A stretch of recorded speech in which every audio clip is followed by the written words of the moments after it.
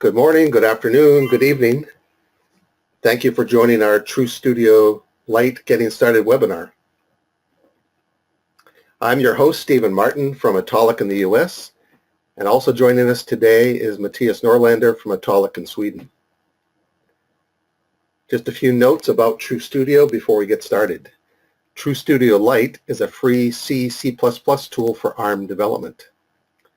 It is a commercially extended open source tool using a foundation of Eclipse, GCC, and GDB. The biggest difference you will notice from other free tools is that we have added a lot of commercial polishing, getting started wizards, and integration with popular project tools like GitHub, Subversion, and Track. We also offer a low-cost and easy upgrade path to add advanced debugging and static code analysis features, along with access to our tech support team. If you have not yet downloaded TrueSTUDIO Lite, we encourage you to do so. It is free to download, free to use, and has no code size restrictions. Visit autolic.com/TrueSTUDIO to download. Today's demonstration is intended to be an introduction to using TrueSTUDIO Lite development tools. We will offer other webinars in the future that will cover other features available exclusively in the Pro version, such as event and data trace, kernel-aware debugging, and static code analysis. And in fact, we have such a webinar scheduled for a week from today, on the 17th of February, on advanced debugging. Today we'll use an STM32F4 discovery board from STMicroelectronics, which has an onboard JTAG probe named ST-Link. Because of the tight integration between ST-Link and TrueSTUDIO, you only require a USB cable to connect the board to the host PC and the TrueSTUDIO debugger. And now I'm going to turn it over to Matthias to start the webinar. Thank you again for attending. The topic today is getting started with TrueSTUDIO. And as Stephen previously explained, we have an Eclipse-based environment with GCC, and on top of that we have added our own plugins to make it a better embedded development tool, simply put. So today we are going to learn how to create a project, how to do some editing perhaps. I think we won't focus on that because I imagine that most of you have seen an Eclipse-based environment before and know that it's very capable in the editing domain. So instead we'll probably look more into building and debugging. But as stated, it's a getting started webinar. So first things first, how do we create projects in TrueSTUDIO? There are many different ways, and it depends on what you want to achieve. One of the options you have is to download an example project from an online repository, which is accessible from TrueSTUDIO. We call it TrueStore, so you can see it as an app store with example code. Here you can, for example, browse on certain RTOS or a certain evaluation board of any kind and find different examples for different peripherals. As I today have the F4 discovery board here, I can browse to that and I can find something I'm interested in and just click Finish. This will now download the project into my IDE, import it, and I excluded the build option. So here is an example project. The drivers here are not always up to date on TrueStore. They can be quite old. There are, however, other means to get projects into TrueSTUDIO with the latest versions of middleware available in the projects also, which we will cover. So using TrueStore, you have the option to learn how to work with a certain peripheral, how to configure it and watch an example project for this. If you want to start your own application design and you just want sort of an empty skeleton to start with, then you could instead use the project wizards. So let's use the C project wizard here. We also have a C++, but it's more or less identical, but with adding C++ language. So in the project wizard, I give my project a name, my new project or something. I decide what I want to target. we do have both a PC x86 compiler and an GCC compiler for ARM. So you can do your prototyping before you have your board, your microcontroller on PC if you like. But here we are going to focus on embedded C projects. Choosing an option here means that we are using the CDT internal builder to configure build options. For people not familiar with Eclipse and CDT, this means that you can control the build process by clicking checkboxes for setting up various compiler and linker options. The alternative to choosing this approach is to control the build process with a makefile project. So you write your own makefile. And that's also a possibility by selecting the equivalent option here. But this is by far the most popular, and therefore I will show you this approach. I'll go next, and then I'm into the hardware configuration step. Here, let's choose a microcontroller. We have a number of chip vendors that we support, basically the major ones on the Cortex-M market. Today I have the F4 Discovery board here, so I can choose STMicroelectronics. I can go for the exact board, or if I instead, if I'm a user who has made my own custom hardware board using a certain microcontroller, then I can filter on microcontroller family first, and then select the specific derivative I want to build towards. So that's the other options for you guys with already made custom boards. Floating point implementation settings, the possibility to put code in Flash or perhaps RAM, depending on the chip itself. So let's select the board F4 Discovery. Here I can choose RAM instead. So hardware options, then on software options we choose which library to use, C runtime library, newly Nano or standard.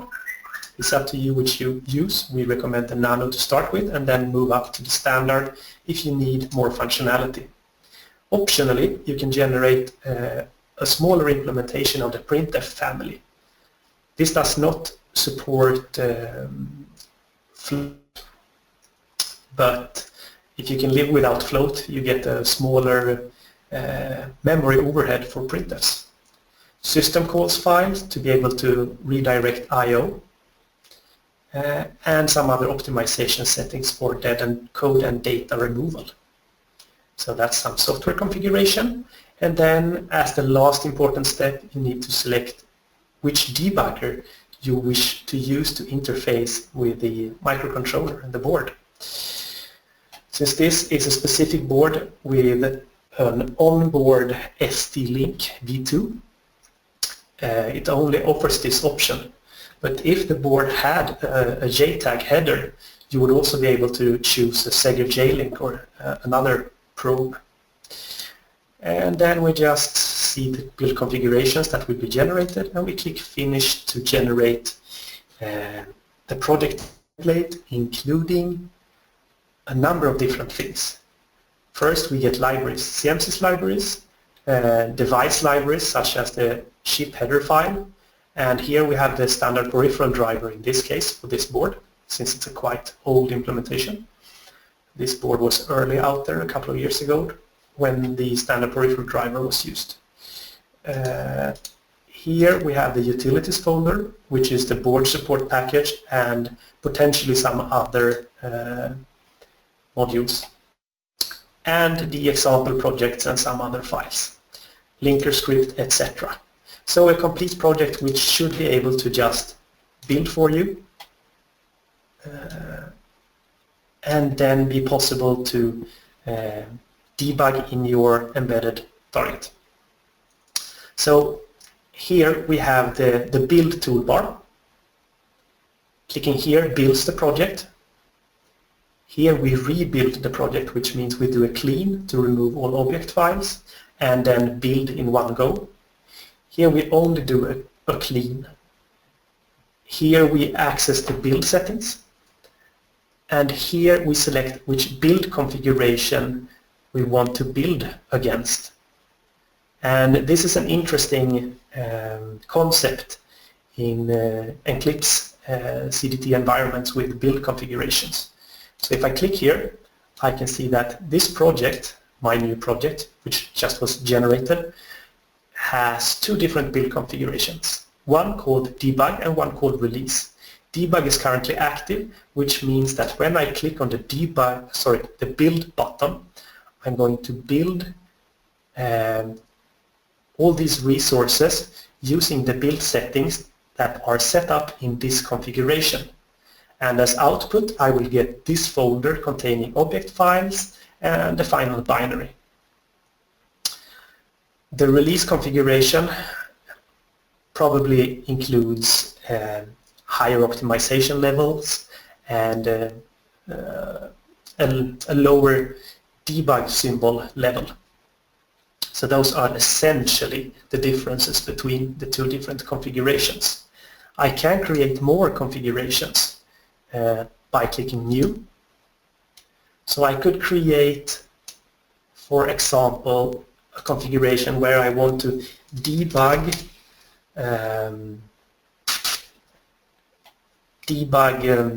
this project, but with another module of code which is optionally included using if-defs.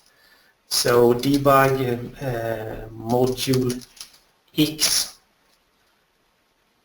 Base this configuration on the already defined debug one.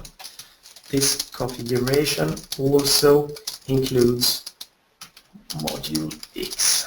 Sorry for my spelling. So now we're copying the settings from this into a new configuration where we can make a lot of different modifications. So here's my new configuration. I can set this one as active to make sure that I'm building towards these new configuration settings. Okay.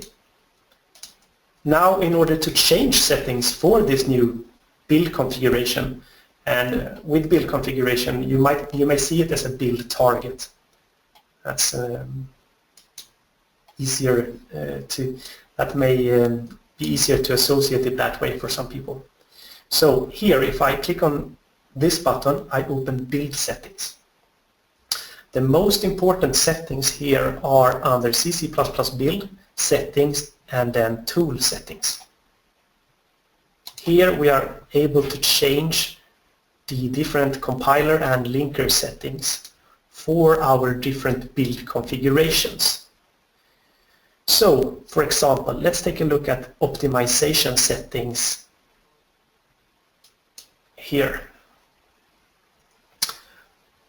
Here I see that the optimization level is set to 0, no optimization.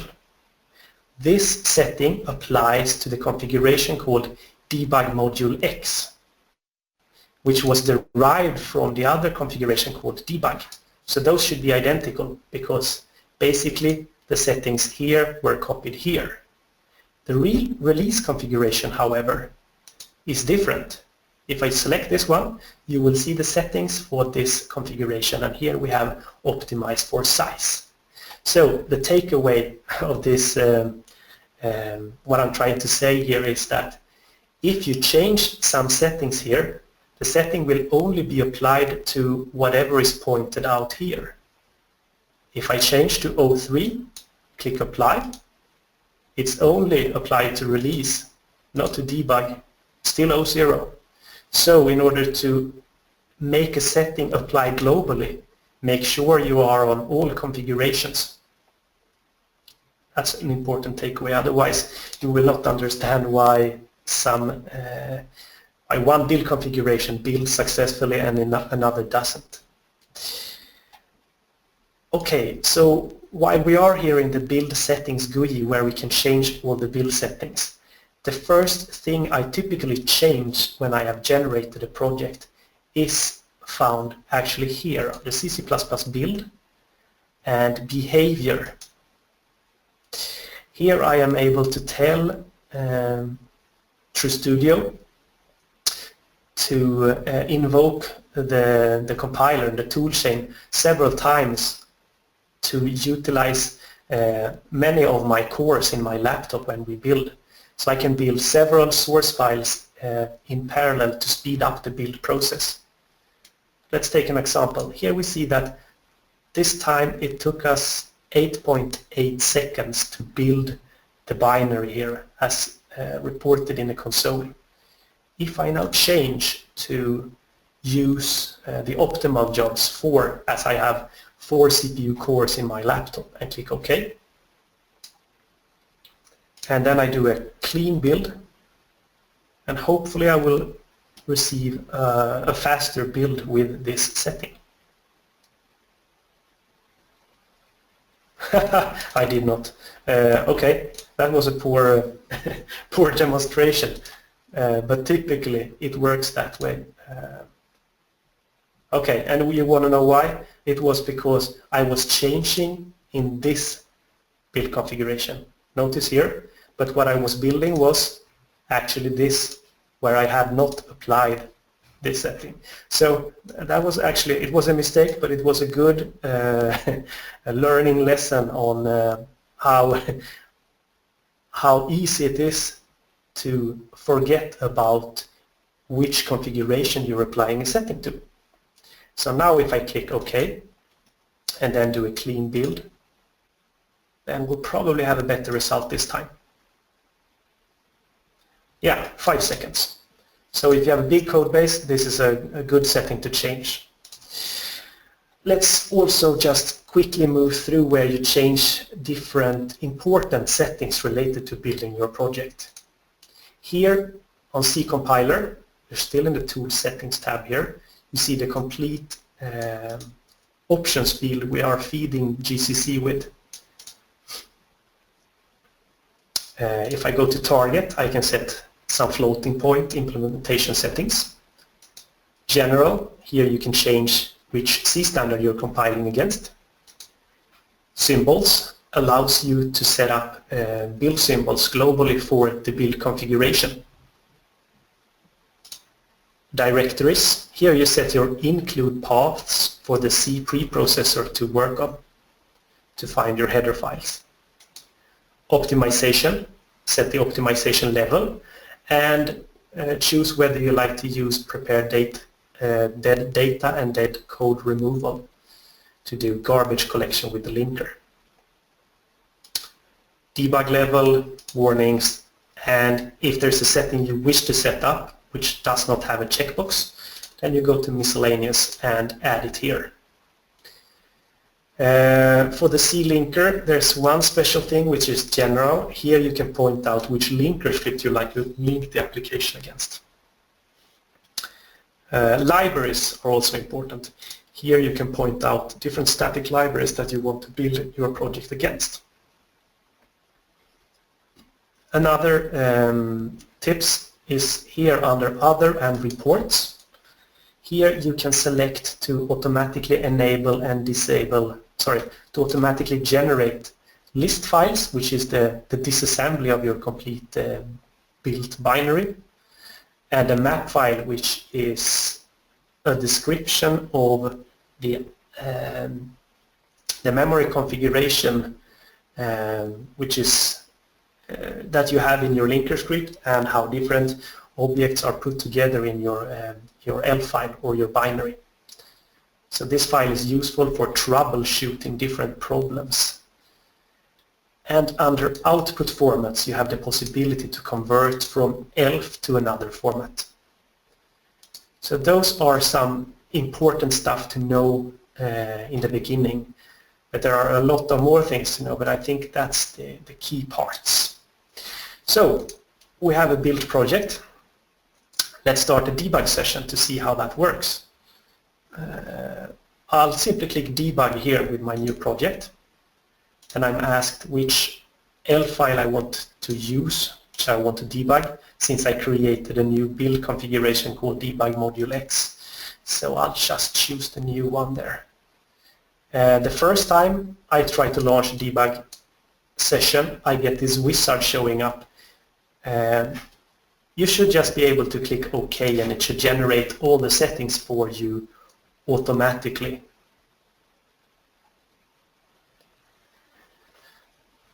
And so it did. So now I'm in a debug session. For you people who are new to Eclipse, then I want to highlight that we have a concept called perspectives. So what is a perspective and what is a view? This is a view. This is the CPU core register view. This is a view, a special function register view. All these here are views, but they are all collected into what we call a perspective. We are right now in the debug perspective, which is a collection of views. We can move to the CC++ editing perspective, which is another collection of views more suitable for editing. So in that way, we have the possibility to completely switch the environment context between different development tasks, such as editing and debugging, without having to close and open various views. And this happens automatically when we start a debug session or when we terminate a debug session, such as now. As you see, I'm now back in the CC++ editing perspective. So let's start a debug session again to walk through the debugger and understand what's available to you. Currently I'm running TrueSTUDIO Professional, the commercial version. Therefore there are some views here which will not be available to a light user, such as the fault analyzer that helps you analyze hard faults, memory management faults, etc., and real-time tracing related views. So let's get rid of them. I'll simply do a reset perspective to reset to defaults, and now we are not seeing anything that is not relevant for a light user who just wants to get started. So this is what you will meet when you start a new project in TrueSTUDIO and start debugging. First of all, let's go through the toolbar. It's pretty straightforward. The restart button does a power on reset. So again, we redo the startup logic and we'll break on the first line in main. That's what will happen. Then this is the resume button, which will continue the execution of the application. The pause button to suspend where we currently are executing. Terminate to kill the debug session and go back to the CC++ editing perspective. This is a feature for doing a one-click terminate and relaunch. So if you just want to make a quick fix of some kind, let's say I find a problem here on this line, this should actually be led 3 and I want to turn that one off again. And I change that in the debugger, I save and then I click terminate and relaunch. So now I will automatically in one go rebuild the project, re-download it into Target and start the debug session. So that's what this button does. It's a quick way of fixing simple bugs from the debug perspective. We can do step into. We can enable or disable instruction stepping with this toggle button. So now I have toggled this. Now we are stepping assembly instruction. We are stepping on an assembly instruction level, as you see. I can untoggle it, and now we will step on a C statement level instead. So those are the major ones to know. Here are some navigation, editor navigation related and search related buttons, which are less important. Here you see the debug stack. We have our application. We are currently in main. If I step into this call, you will see that we now are executing this function in this file on this line, and this is where the program counter is right now. And I can step out again to return to main. Now, how do we inspect local and global variables? Here is a view called variables. The variables view will list the local variables in the current context. So in main, it seems I have one local variable. Yeah, that's about it. And as you see, it's automatically listed here. If I resume my application and suspend it, you will see that this value is highlighted yellow, which means that it has changed since the last time we suspended target. So now each time I step over, you will see that value more or less increment, and we get highlight. So everything is highlighted here to help you understand what has changed. This applies both to local variables and to the view you use to show global variables. So how do we show a global variable? There are different ways, but one way is to use the expressions view. So notice here, this toolbar button helps us open different views or tools or whatever you like to call it. There's one view called expressions view, and this view is used to monitor global variables. I don't think this project has any global variables, but what you do is simply to enter the name, my global variable, and hit enter, and you the debugger will search for it, show you the type and the value. You can use the ampersand to find out the address of where the global variable is stored in the target memory. And you can even do like this, my global var plus I divided by 2 to enter expressions and get that calculated for you. So there's a lot of possibilities. So that's global variables. Another core feature is, of course, being able to inspect memory, which we can do either with the memory view or the memory browser. Let's just take a look at one. Here we can enter an address, or I believe it's also possible to enter an expression to get a monitor of that as well. So that's always comes in handy. Let's take a look at another very important thing, which is the registers view. The CPU core registers.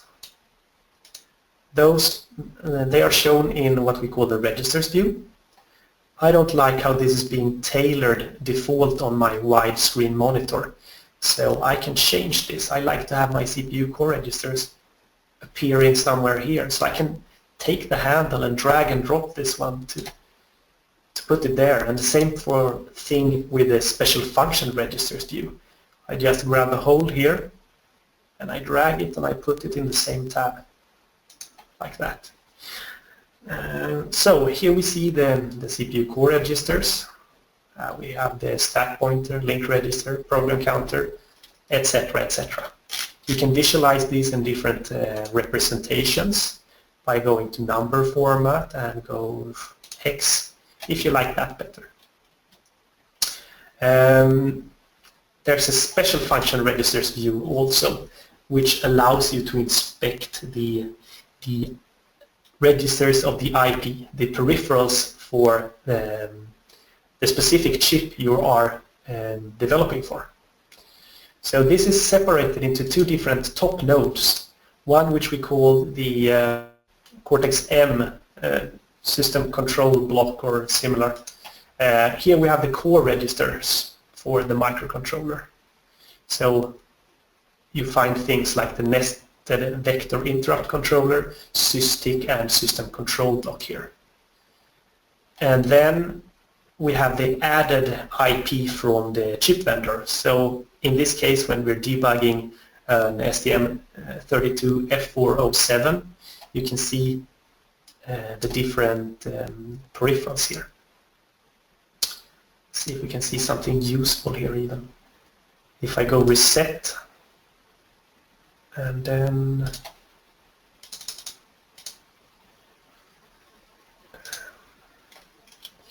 well, I don't know how the LEDs here are connected to which GPIO ports and pins. Otherwise, I would be able to see this, and they would be highlighted yellow as well as they are changed when we step through the code. And we can even change values of registers here by toggling different bits in the registers, as you see. So that's the special function registers as well. Those are the key things in the debugger. Of course, you also need to know how to use breakpoints. And for that, there's a breakpoints view here. If I want to set a breakpoint, I simply double-click here out in the editor margin, like that. I can set a breakpoint there as well. So you see I have one on line 65 and one on line 67. Now I can disable this one, keep it in the code if I want to use it later. But it's just visible as a bookmark, but it won't hit when I execute this, this address. And then step directly to this breakpoint. So I uncheck this to disable this breakpoint. And now when I continue, you will see that this breakpoint was not activated, but this one was, or the code suspended on that part. Simple just to select the breakpoint and do a delete using your keyboard. Hit delete. Those are the major things to know. I'm already running out of time. I'm sorry that we got delayed with some technical issues here. Otherwise, I could probably go on I would keep going. I'm dealing with some of the questions in the question box by text answers. So okay. Keep going for another 5 minutes, and then we'll try to do some live answers. Sure. Okay. So this is not only an edit, build, compile environment. Our mission here with TrueSTUDIO is to make sure that you have an environment that also supports other topics that are central to a developer, such as version control and issue management, etc., etc. So we have the possibility, or what we have here in the tool is version control clients to connect to a Git and or Subversion or a CVS. We can also connect to task repositories to be able to browse different tasks. Let me see if I can show you that.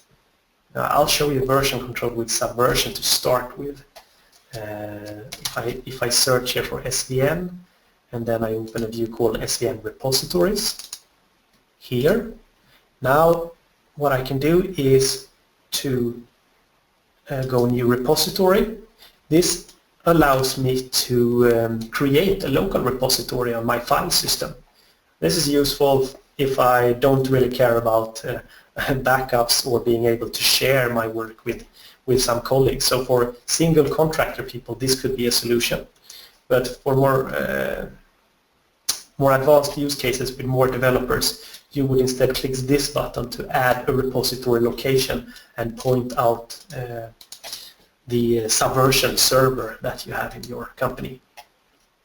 I don't have one to connect to right now, so therefore instead I will show you how we can work with the local one. From a feature standpoint, it's pretty much the same, and from a workflow standpoint. So let's create a repository to be able to version control the project we just created. So I'll go into this PC, I'll choose the hardware drive, I'll take the temporary folder and create my SVN repo. Okay, so there we have a folder, and I will create a repository inside of there. I click OK. My repository is prepared. Now I can share this project into my repository to get version control possibilities. So I right click on my project, then I go Team, I share the project, and then I can use one of these different connectors to connect to CVS, Git or Subversion repository. In this case it's a Subversion. It then finds my local repositories, which are set up for the workspace I'm currently working inside of. And I can just click Finish, or I can click Next to configure how I want my file structure to look. Let's just go for the simple mode because, yeah, it's okay for a demonstration. My first project commit into SVN repo. This is probably going to fail on library files and such, which may be part of an ignore filter. I think there's a library inside of this project, but we'll see. So we are committing it now. Okay, I was wrong. Perfect. So what we see now is that this project now is under version control, and you see revision numbers here. If I go to the SVN repositories, you will now find that I have my project committed into my local repository.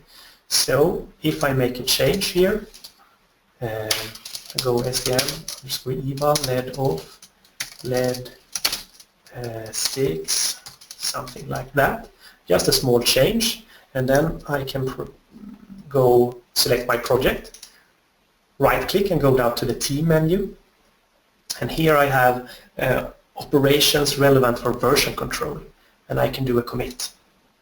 So now turn off led 6, and I go OK.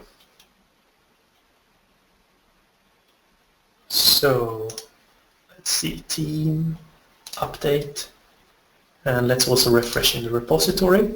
So what we see now is that this project is at revision 3. That's the global revision state for the project as a whole. Then we see that the latest revisions on these folders are on revision number 2. But here something in the source folder must have changed in the latest revision number 3. So if we expand, we see here main.c has a number 3, the other ones has a number 2. This indicates that this was part of the revision number 3 commit. Another cool thing with version control is that if I start editing this file, I just add a comment because I have lack of inspiration and ideas, and click save. The editor will reflect this with an arrow here showing that, oh, you have uncommitted code. So again, if I commit, I think I can do that with, is it Control-Shift-C? Control-Alt-C? I shouldn't experiment during a webinar, perhaps. Control-Alt-C. Okay. Added a comment, and now you will notice that this disappears. You can even integrate the version control here with a task repository, an issue management system. So you have a possibility to integrate issue tracking systems here. I can give you a quick demonstration of that as well, because I personally find this very useful to make my work days less of a havoc. So let me just find out. I need a URI to connect to. So in our company we have a number of different issue handling systems for different departments. So here I can go and I can add a connection from this tracking client to one of our issue handling servers. So I'll simply go new,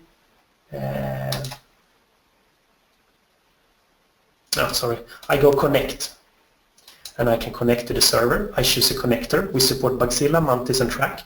Click next. I then enter my URI. This is just for marketing. I give it some sort of marketing issues, and I then give my my user credentials, and I use certain protocol, validate settings, everything seems okay, click finish, and now I am connected to the repository, but I need to ask the database for a certain set of issues I want to work with. So here, let's say I can filter out what I want to work with. I want to work with only blocker priority tickets, and I want only to look at the ones that are assigned to me. So let's give this query a title called My Blockers. So here I will only see tickets that are of blocker priority that are assigned to me as a user in the system. And let's say that they are supposed to be not closed. They can be new, they can be reopened, assigned, or accepted, but not closed because that's already taken care of, so to speak. So when clicking Finish now, I'm creating a filter or a query to the server, and all of a sudden I get a list of different tickets here that I'm supposed to work with. Anyway, I don't want to show you that because those are my things to work on.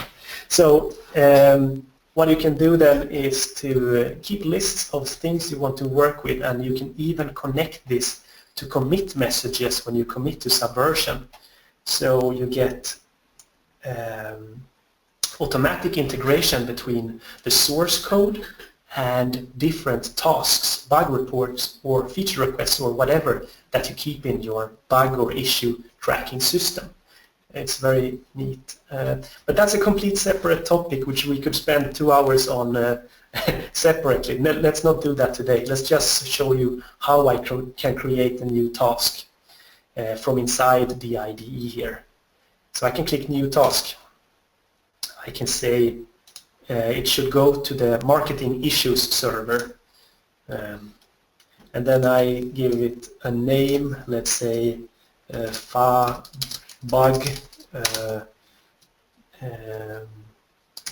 LED 6 not turning on and off properly. Very useful. I select some properties for the ticket.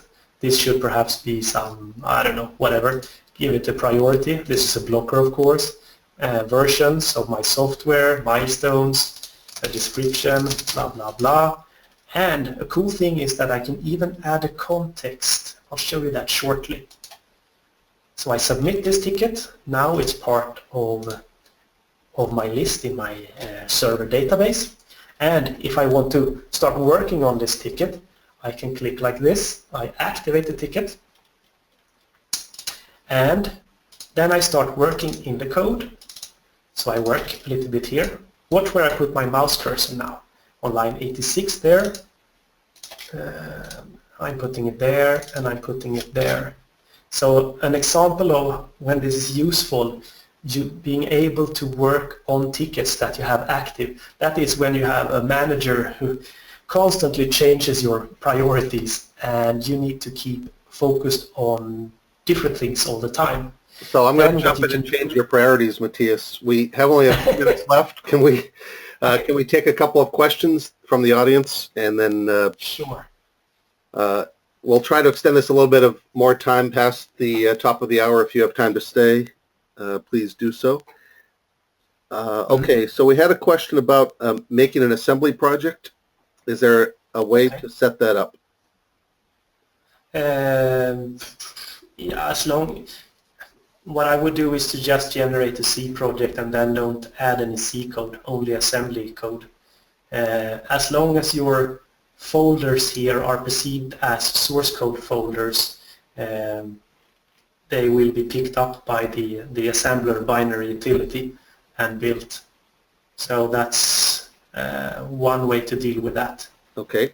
How do we import older TrueSTUDIO projects into the new TrueSTUDIO Lite? Into the new TrueSTUDIO Lite depends on how old it is and what the issue at hand is. The first thing to do, I believe, would be to just make sure you have a safe copy of it. Then I would go import, and I would use general existing projects into works. Sorry, that went fast. General existing projects into workspace. Make sure you don't select archive file or file system, because that means that you're importing, you're not importing a project. TrueSTUDIO will not perceive this as a project. It will perceive it as a folder containing code, but it won't look into the project files. So you must use this option, existing projects into workspace, click next. Is it a zip file? Then you go for select archive file. Is it the root directory? Then you go here. Then by using this option, copy projects into workspace, you will create a copy of your project in the workspace where you're currently working. Could be a good thing if you want to play with this, because when you're doing such an operation, always do a backup first so you don't destroy the metadata, the project configuration that you have in your old project. But that's the way to go. You would select it and you would click finish. You have it here. Then the next step would be to see, are there any problems with this? If so, which problems are there? Are they build related? Perhaps you should look into the build configurations you have for the old project that you can see from here, manage build configurations. You can take a copy of the old build configuration by going new, take the old one and then say debug copy or whatever name you fancy. That copies all the settings across, and then you start changing settings if there are any that needs to be changed because of a new compiler version, because of changes in the CDT build GUI, or anything else that has changed. Yeah, I think that would be the way to go. Okay, we have a question about connecting to the device during reset and setting up the connection to the device. Setting up the connection to the device. So, how do we connect to the device during debugging? How do we connect during reset? Is there a way to set up the way we connect? Okay. Well, generally, how to set up the connection with the target, it's done from inside this button, Configure Debug. Now I'm probably doing a too generic answer here. So here I can change different connection-related settings. On the Debug tab, I can change which probe I'm going to use, and depending on which I choose here, in combination with the MCU my project is targeting, I will generate a different startup script. And the startup script is used to set up different stuff in the microcontroller, such as here we're setting up some registers to allow low power debugging, for example. We're setting up a temporary breakpoint at main. We're doing a monitor reset. So what I want to arrive at here is that if you remove the load command here by putting a comment in front of it, the hash sign is equivalent to // in C code, so you just use a hash here. Then you will tell the debugger, the debug configuration not to load a new executable. Instead, use what's currently in the embedded target. And here you can disable the monitor reset command. But I think if I remember correctly, it's a bit depending on the hardware debugger you're using. So for Segger J-Link, you can attach to an already running device, but with the ST-Link, that's a bit tougher, I think, with the ST-Link GDB server. But if that's something someone wants to know, we can dig into that later on. Okay. I don't know if that answered the question. All right. It looks like many of you are still with us. Are there other questions we should answer? I'm looking through the list. Sorry if we haven't gotten to yours. So someone's asking about support for STM32F7 Discovery Board, and the answer is we do support that, but Matthias, can you clarify the current status of the compiler relative to M7 versus M4?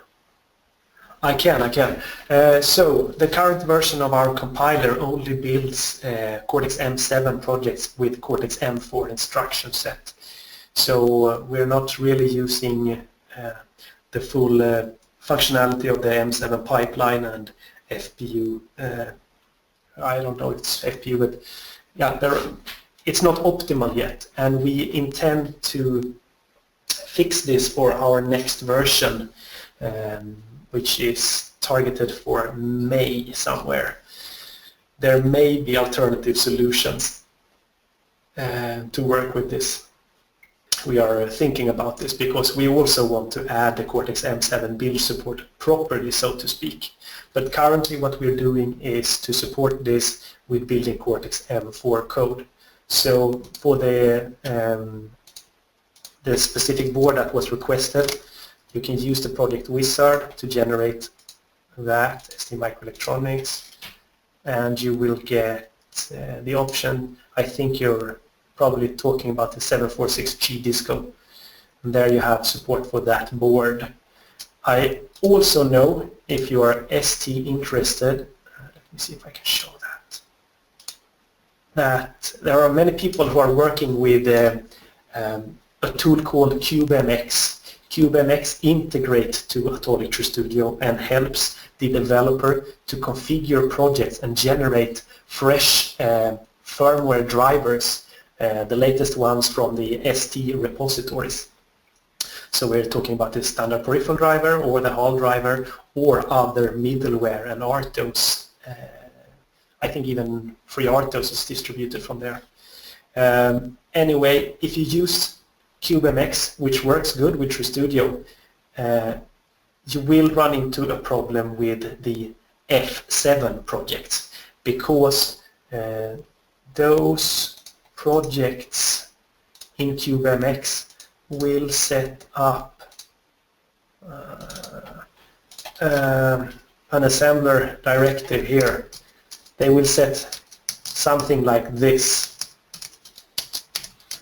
.cpu.cortex-m7, and your project will not build. So what you need to do is to do like that, .cpu Cortex-M4. Your project will build. Well, it won't build with the full Cortex-M7 instruction set, but it works for now. So that's an advice for CubeMX problems there. Yep. All right, thank you. Question, are the projects and examples in TrueSTUDIO, TrueStore using the standard peripheral library or also the hardware abstraction layer? Okay, it's a bit different. It depends on when we implemented the target support for a specific board or microcontroller. We do not maintain and update the drivers because we support so many different chips from different vendors. So to update regularly for each chip when a new driver is available, that would be a huge job. We are instead waiting for more chip vendors to move towards CMSIS PAC and CMSIS project as soon as those standards are finalized, to use that sort of approach for such a distribution. But so to answer the question clearly, no, it depends on when we implemented the target, and probably the drivers are not updated since that. But there are ways of resolving this. So if you're an ST user, I would warmly recommend you to download CubeMX, which comes as an Eclipse plugin even, so that it can integrate completely into TrueSTUDIO. Unfortunately, I don't have it here, but if you give me just 1 second, I will open an older version, because here we are looking at 5.4.1 beta. In 5.4.0 installation, I probably have CubeMX installed. While you're doing that, Matthias, yeah, sure. I think it's a related question. Is there a possibility to change whether I want to use the CMSIS libraries or the newer HAL libraries for a specific processor? Yeah, for sure. I mean, what I would do is to typically, I would, well, it depends on which vendor we're talking about. I would go to their webpage and simply download the latest package of firmware and drag and drop it to replace it from the projects we are supplying. Perhaps you need to set up some symbol, but that won't be too difficult to identify such a problem. But if you're talking about ST, then the easiest way would be to go new project. Here, what CubeMX does to help you is that it allows you to manage and download new libraries. So I can go here into their software, which integrates into TrueSTUDIO, and see which driver versions, which firmware versions that are available for the different CPU families. I have the latest ones, it seems, right now. I can do a check towards the repository. I can install from local, etc., etc. And then I can just generate a project. Let me do this just quickly. Either I can use this to find a chip that matches the requirements of my current application, or I can go to the board selector area where you can select certain boards that they have. So in the Discovery F4 scenario, I just filter it out. I find it somewhere there, and I click OK. So now I'm generating a cube project. So far it has nothing to do with TrueSTUDIO actually. It's just a configuration of a cube project which lives outside of TrueSTUDIO but it's seen inside of TrueSTUDIO. So here I see all the configurations done for the F4 Discovery board of different, the pinouts, etc., etc. And then I can go here to, first I need to save, but then I can generate a project. And I can generate a project for TrueSTUDIO, targeting TrueSTUDIO. I'll just give it a name like that. And here we answer, I hope we answered the question. Anyway, with this package you can send out Hall drivers, and I think you may also have the standard peripheral drivers here. It's going to be in the repository packages that has been downloaded with the libraries for CubeMX at least. So you can find them, but I'm uncertain about the directories right now. Can I do that? So I go open project.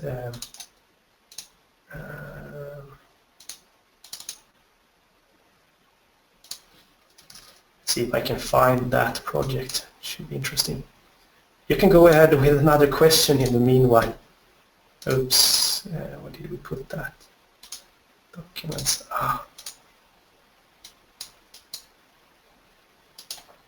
Where did I put it? Can I go project settings? Okay, I have some questions about using makefiles. Mm-hmm. And the person's reporting he has a problem when he tries to compile it. Okay. If you could step through using a makefile, that might help. Ooh, I think that would be easier solved by doing it offline, because these type of questions tends to be so application specific, so to speak. Okay, so we'll try to answer that by email. Yeah, can we make a note just and do that, like that. So here is my project for CubeMX. Generated for TrueSTUDIO. Let's see. Okay, do we have more questions?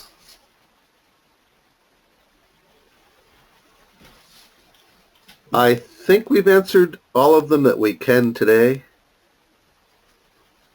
A couple we'll need to answer offline. Okay. I want to thank everyone for attending today. We've gone over the original end time because we started late, but thank you for staying with us. Many of you stayed with us the whole time, and we thank you for that. We will create an archive video of today's webinar and make that available to you. We'll send you an email with a link to that. That should be by end of day tomorrow. Also, we want to point out, if Matthias can call up the forum, we have a community forum available, which is a great way to have questions answered by your peers. So if you're using TrueSTUDIO Lite, you of course are not under any support agreement with us, and your peers can be a great resource. So there are active participants in the forum that can help you if you have specific questions. Of course, we encourage you, if you want technical support and advanced features, to consider upgrading to TrueSTUDIO Pro, and that's a very low cost and easy path. TrueSTUDIO Pro features are unlocked within your TrueSTUDIO Lite installation, so there's no other installation required. You simply purchase a license key, and everything in your project files, everything stays the same. Also, we have the blog, the TrueSTUDIO, True Perspectives blog, which is another useful place to get information about using TrueSTUDIO. True Perspectives is a mix of informational blogs, how-tos, tips, techniques. You'll note there's a new project here from FreeRTOS that we blogged about last week.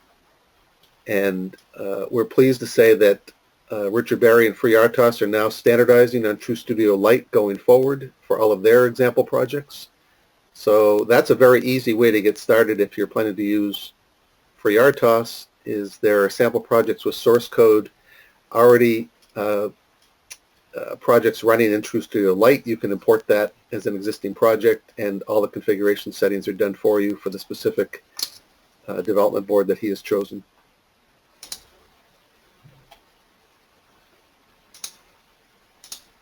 And we do want to invite you that next week at this, it's not the same time, but actually it's a little bit later in the day, we're going to be doing a session on advanced debugging. These are features in TrueSTUDIO Pro, but it's not a hard sell on why you should upgrade. We just want to inform you about what you can get if you think about upgrading. Matthias is showing some of that today, just now. So you get real-time views, event and data trace, and quite a bit more, kernel-aware debugging. So we'll go into that in detail if you want to register for that. I send a link out in the question box to that registration page, but we'll also email that out to all attendees so you have a chance to participate in that next week. That will be at 12 o'clock noon Eastern Time. I think that puts it at 1800 Central European Time. Yeah, and hopefully we won't have any technical issues then. We'll need to practice a little bit in advance. Yes. Thanks again for your patience. I'm going to put up a final poll. We want to get some more information about you because we want to make sure we're providing the right information in these webinars. So if you could answer this question quickly before you leave. And then I have one final one about the value of the webinar. So if you can answer this one, that would help. And then I'll put up another poll very quickly before we close out for today. But again, your response helps us design these webinars to meet the needs of our users.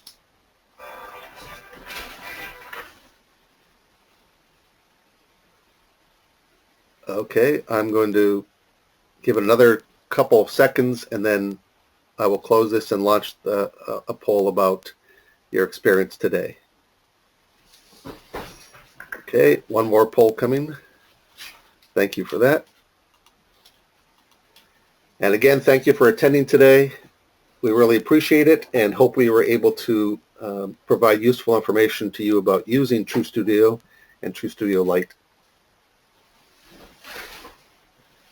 And again, we'll email out the link for the archive presentation if you want to go back and review some of the steps that we went through today. Thank you again for attending.